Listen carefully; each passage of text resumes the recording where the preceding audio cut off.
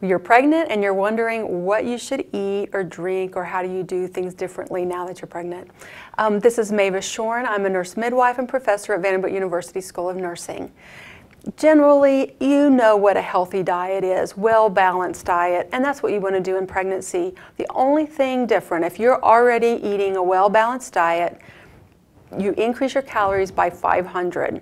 If all you did was increase your milk or milk products, because most women don't get quite enough of those for pregnancy, you need 4 servings. That can be a small glass of milk, that can be a slice of cheese, it can be a container of yogurt or cottage cheese. All those are what I'm talking about as a serving. You should have 4 of those a day. If all you do is increase that, then you're going to get that 500 extra calories.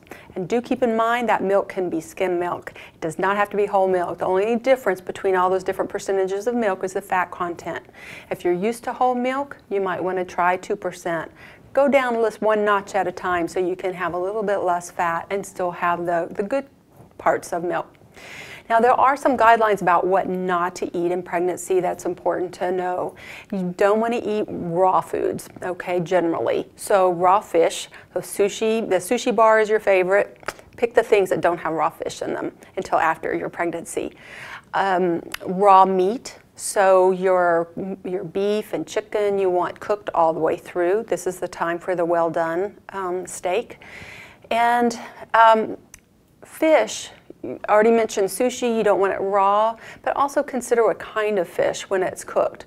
The large fish that would have been found have been high in mercury are those big fish like swordfish, tilefish, and ask if you're not sure when you get it. Now, the normal tuna that you get in a can, those are usually okay. If it's white albacore tuna, that tends to be a little higher in mercury. So regular other tuna is okay, white albacore, no.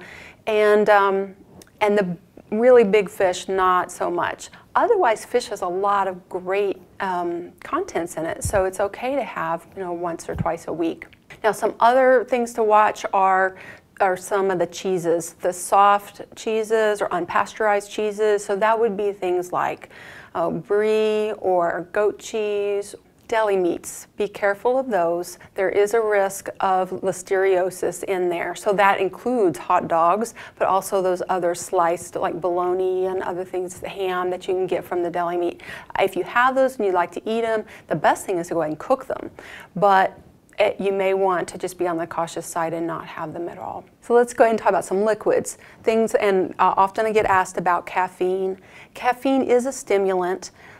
Small amounts of caffeine a day is probably okay. There have been studies that have shown large quantities of caffeine have been associated with miscarriage. So I would decrease it if you're a heavy caffeine drinker. Once a day is fine. Those Cokes that you're drinking, they actually have no good nutritional value in them, and they're very heavy in sugar.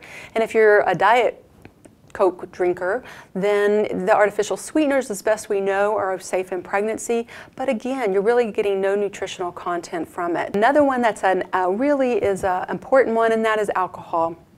Now, in years past, we didn't know too much about alcohol in pregnancy, but now we know it really is not a safe thing to do in pregnancy at any amount, because there is no set amount that we know is going to affect your particular baby. For one person, it might be 1 glass of wine a day. For another, it's several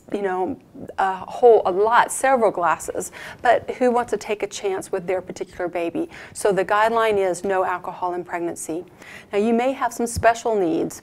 If you're vegetarian, then you need to talk with your provider about how you want to deal with your particular diet to get enough protein in pregnancy. If you are overweight or underweight going into pregnancy, if you've had a history of an eating disorder or you're currently battling an eating disorder, it's very important to discuss with your provider.